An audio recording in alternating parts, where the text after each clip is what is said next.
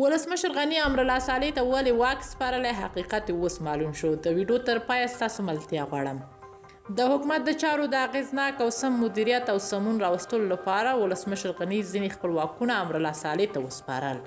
افغان ولسمشر محمد اشرف غني کډوالو او کورنیو بېځایه شویو ته د ځمکې ویشلو له ملګرو ملتونو نادولتي ادارو او مدني ټولنو سره د همغږۍ چارې خپل لومړي مرستیال امرالله صالح ته سپارلي دي.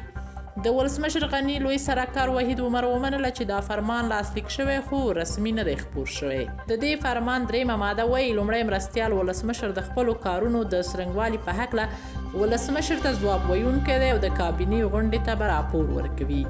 د افغانستان د اساسي قانون له مخې که ولسمشر نه وي لومړی مرستیال یې ځایناستی وي او واک یې هم د ولسمشر لخوا مشخص کیږي.